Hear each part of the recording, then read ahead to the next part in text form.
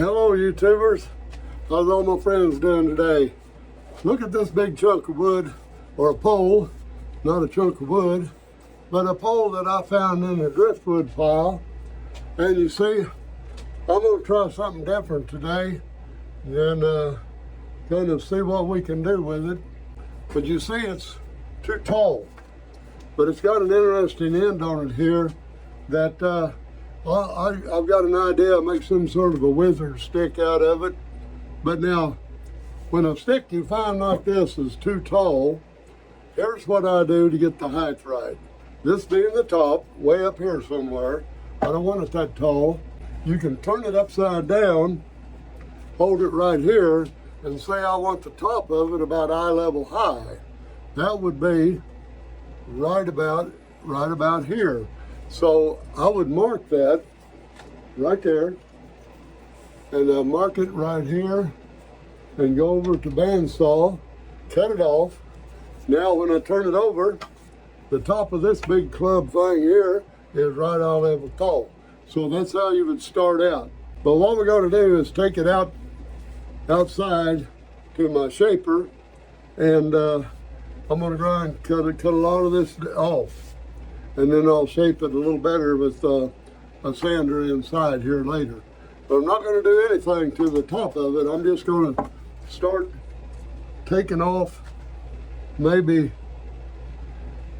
it'll be rounded from here down. So I'm gonna take it down to this line right here, and I'm going to take that down to about 2 inches or less. I'll go 2 inches here, and then taper that on down. I'll probably get that down to go about 3 inches longer, further down, and I'm gonna get that to 1.5. And there you go, right around there, right here. So that's marked, ready to go outside, and we'll get that cut down, and then I'll get some sort of it can be 1.5 inches, tapered a little all the way down, and then finish it up inside later. But a lot of wood has to come off of this, so let's get started. As you can see here, I'm about to clamp this angle grinder in my jaw horse. To do that, one word of caution: never clamp on the rubber or plastic body. Always make sure the clamping pressure is on the steel housing here, and the top of the jaw can set right down in there if you want to, but make sure that it clamps on this part, not out here on this part, because if you do, you'll clamp against the brushes and you will burn it up. So let's go down there, rest it right there. I want to get it down this way far enough where I can get to the trigger. If you put it up here, you can't do the trigger right. So get it back here where your trigger sticks out. It's unlocked. I'm going to pump it up here. There it is. That's real solid now. And I'll show you what to do with the trigger. They have a simple little urban clamp, like so. Now you say, how's that going to be safe? We have a safety device here. When you have to hold it, normally you have to hold the trigger down to use it. If something happens, you have to turn it loose and the trigger, it will stop. Same thing here though. To use this clamp while you're doing what I'm about to do, turn it over, and then just pull it down real tight, just enough to hold it. Now, if something happens, like pushing a button. All I do is push the release right here on the clamp. Watch what happens. And as simple as that. That's how I do it. So, I'm going to work on this stick today, and I am going to attempt to grind this down with this aggressive cutter on this angle grinder that I have. So I'm going to lay this down right now, and we'll get the trigger started. And hey, also see what I'm wearing. I'm wearing a face shield, and it has a breather, has a filter on it. So we're all ready to go. So let's go.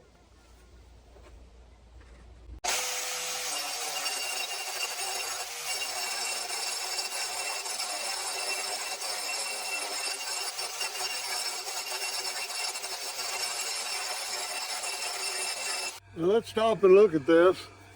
You see it's very rough, but look how fast this takes that down. There's lots of possibilities about this end, so let's get started. We got a lot to remove yet.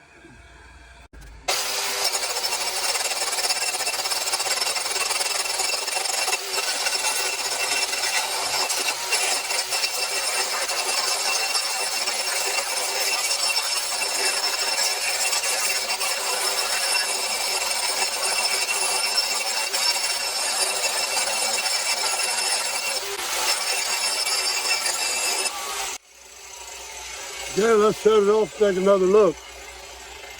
And it's very easy to cut a spiral in these sticks. With this method here, you just start turning and pushing about the same direction, and you can see your spiral, and you can see its spiral grow. Now, as you keep doing that, you'll reduce the diameter of the stick from, like you see here. This is the full stick thickness right here, where I started the spiraling right here. Also, that spiral gives you a pretty good grip, so.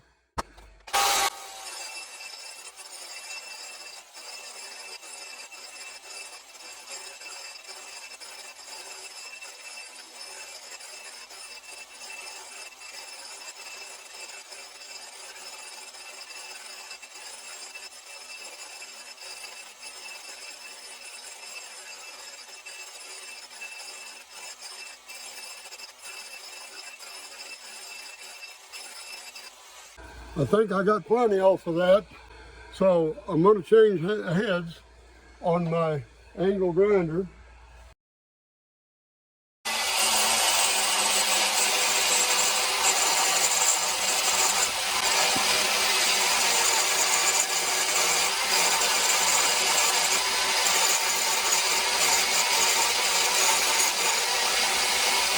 We've got the spiral looking pretty good. You can see that going all the way down from here, all the way down. These are twisted sticks, they call them. They're kind of sought after, and pretty much picked over in the wall, the side of the roadsides and things, and they're getting kind of hard to find. That more people are interested in gathering them up, and you can find one of them. The spiral's already there. All you have to do is just kind of remove the vine and clean it up a little. So there's not much to them. But I'm going to show you here that you can make them. Now we're at the second day here, and I have my end grinder with the cut-saw bit in it, and we're going to work on this a little bit. You see I done cut one of the branches off that came out this way, and there's one over here. But I decided to make this a kind of, I think I saw one of them, I forget the name of it now, but it was in Game of Thrones. And Gandalf or Gudolf or something like that, maybe Rudolph, who knows. But anyway, this is one of those with a little twist to it, personal touch. So let's get started and see what that looks like.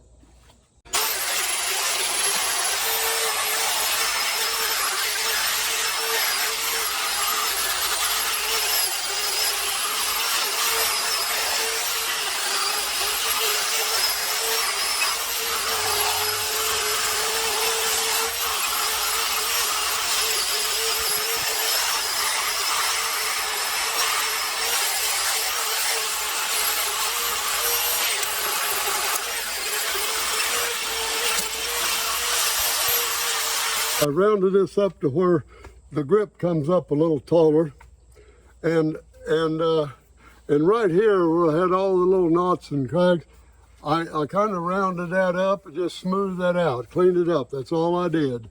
And I want to leave this swelled up, and you'll see that very soon as we start getting it marked up. But I had to get it in this condition before I could start putting my marks. I'm going to take a pencil first and then a black magic marker, and I'm going to mark what I want here. And you'll see how easy it is to get to what I want. I'll probably come back out here to do the cutting on my end grinder. And it was getting a little warm, so I want to stop and let it cool off anyway. So let's shut down right now, and we'll be back and see what the rest of it looks like. So what I've done here is just take a magic marker, and I'm showing you what I do now. I've got to check out the things that's going to be cut out as I go. Okay, I got my whole pattern here, and if you see how this curlicued around here, I'm going to go around this, and I'm going to undercut, just dig a trench, cut that outline out, and then I'm going to dig down. I'm going to leave this outside. I'll dig all this out, so I'm going to carve deep around the edge of all this that I have X'd off here. I'm going to do that right now. So let's get started.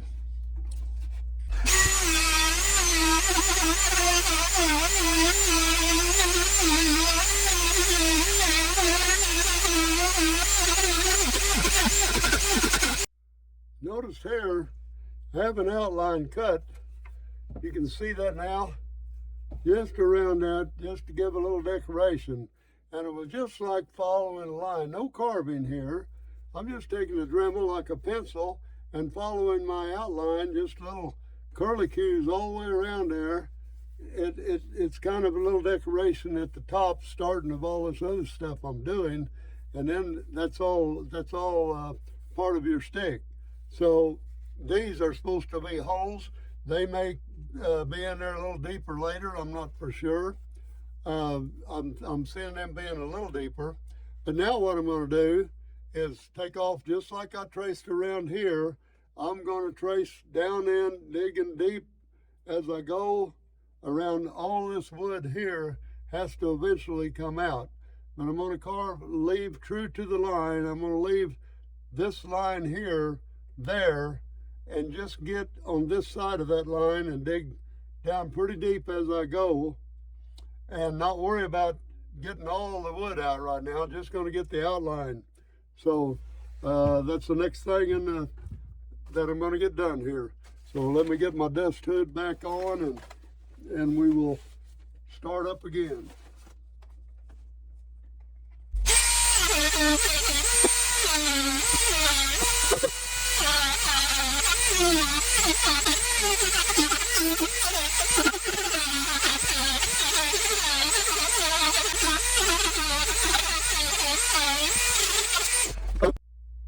Okay, it's time to take a look.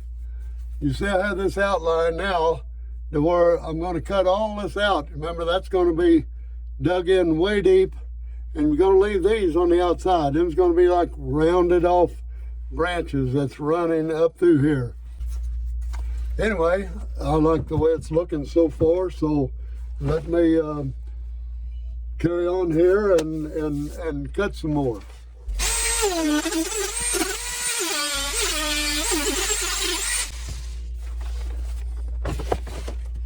Okay, I got those trimmed out. Now what I'm going to do is go over to the drill press. So I'm going to do that right now, and I'll take the camera over there with me, and let's see what we'll remove a little wood that way. Now right here, as you can see, I have a Forstner bit in here, and I'm not going to clamp this up in this vise. However, I'm using the vise just to keep me hold steady here, and I'm going to see if I can get rid of some of this wood in between here. So we're just going to go down here kind of easy and see how this works out.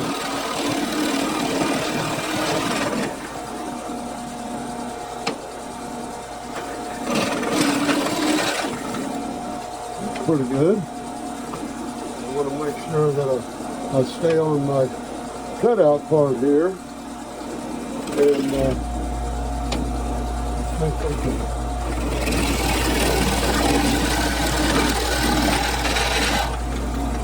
get rid of a lot of wood that way. That's not very pretty, but I've got rid of a lot of wood in there that has to come out.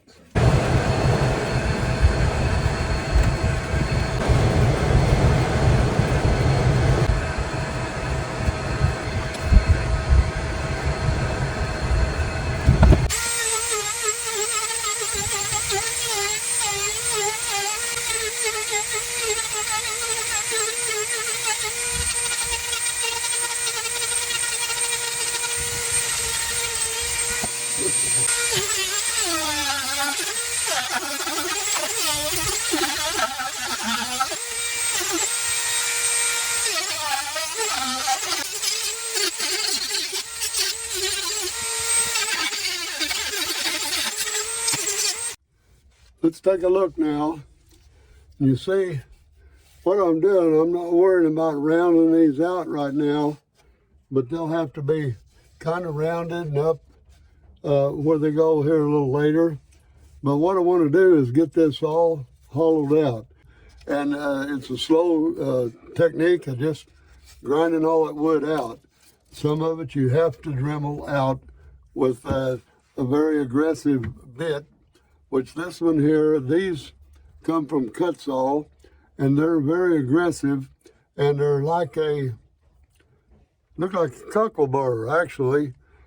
But anyway, you just continue to get what wood out you can from this direction, turn it over this direction. If you get them close together, you'll just have to get a different bit and get in there and get it out. And I have some more aggressive stuff. This is also from cut saw, very aggressive. You can see there. Let me get that put in and let's get back and see if I can get down in there a little better. Once you get it cut loose through the center, you can start working on the looks of the branch. So I'm going to cut down through here. See if I can find daylight under that. Going under this branch now.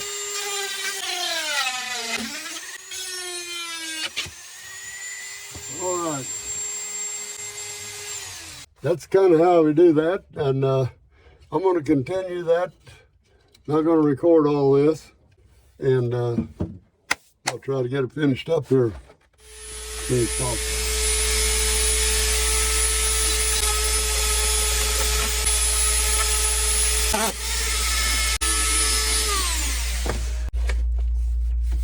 Remember, at this point in the game, you're just cleaning everything up and getting it fairly smooth.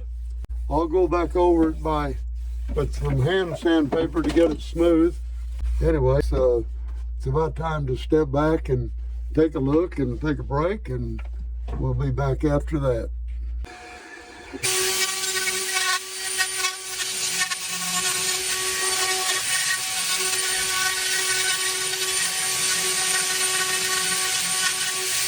I have wood burning tools. I made my own, some of them. This one I made out of a hairpin, and I flattened it out so it gives me a good sharp point that I can draw a line. This one, see, has a ball on the tip, and it'll burn in the eyes. What I'm going to show now, I don't know if my camera was on or not. Each snake on the tip of these branches has a pattern, and you can even look the snake straight into the face and you can see the snake. And you got to see how the mouth, you lay the mouth in there. Now what you do, what I like to do on these is lay some scales-like design, and you just touch that back, going down the body. I will let this only go halfway around and just paint little dots in there with this spade.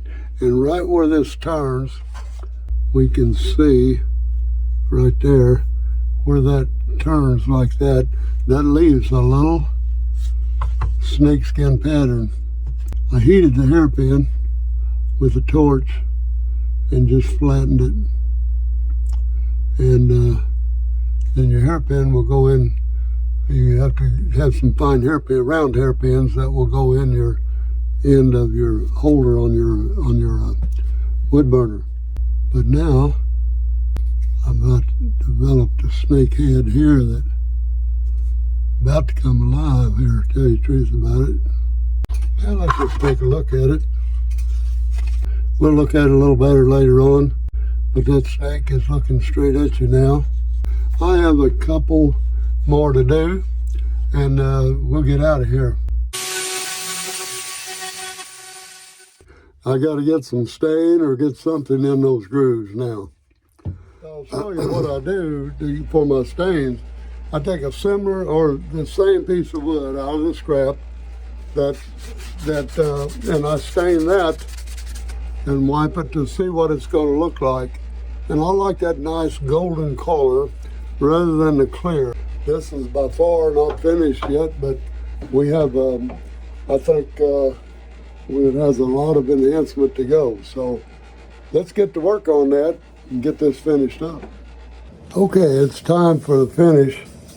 I have that sanded pretty smooth to the feel, and I'm going to try this Waterlux Original Gloss Finish. Kind of pricey, but it's well worth it. It is so pricey that I try to calculate what I'm going to use. I put a little bit out in the shot cup here just to make sure I don't take too much out of the can. I can always pour it back in, but I use shot glass at a time, or partial shot glass at a time.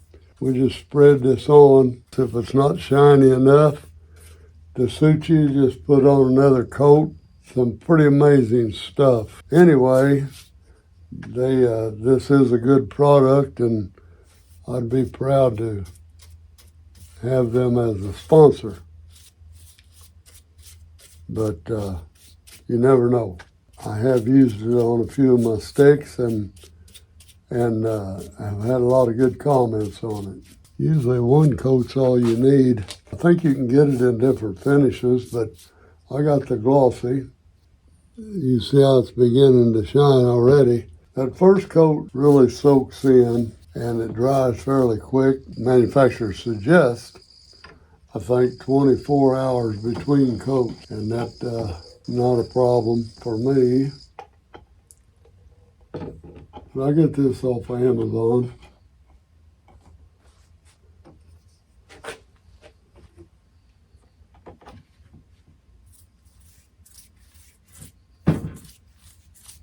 Put it all over my spirals now, and we go right on down with it. This was a wise choice so far for me, because I'm liking the way this looks on this particular stick. This stick, it don't just shine, it glows. I mean, it's awesome. And I'll put it in my hang room there to let it dry for the next 24 hours. So I'm going to take it in another room now and hang it in my drying hooks. And for a final touch up here, just want a dry brush over the top of your snake heads. Just a dry brush, a little bit over the top of the heads. A little touch up here so it shows up kind of brilliant, because all brown and it's stained, it's all stained oak. The snakes kind of disappear, the snake heads, and their heads, that's all they are. So we want to just give them a little touch, barely a touch of green, and that has them stand out. As you can clearly see, they are definitely snakes. But a little color makes the whole, makes the eyes show up, and we'll see here in a minute. And I'm quite satisfied with the way that looks. Well, folks, I guess that about does it for this video. Let's review what's going on with the finished stick now. As you can see, let's start with the handle. It goes up into, starts tapering up into the more important things like the all-seeing eye. As you see here, kind of looking up at the, keep an eye on the earth, which is the blue resin globe that was handmade by me, and also the small crystal ball that's embedded between these twigs. That could represent the sun or the moon. Moon, most likely. And as these 4 twigs that intertwine goes to the top, are they twigs or are they snakes? We will look at the end and you decide. But in any case, it is a Gandalf, I think is what they call them, or walking stick, Gandalf walking stick. And this is just my version of the Gandalf stick. It certainly don't look like anything from the movie, I realize that, but it's my version of a magic, mystical walking stick. And it comes to mind, there's a poem that was in there, and I'd like to recite part of it for you. All that is gold does not glitter. The old that is strong does not wither. Those are 2 kind of words of wisdom there. There's more to it, but I can't recollect right now, but you get the idea. Now, if you like this video, please subscribe. It helps my channel. If you liked it, if you really liked it, give me a thumbs up. If you didn't like it, you can always give me a thumbs down. And I always answer all your comments, and I love to get comments. Until then, just got one thing to say. We'll see you in the next video.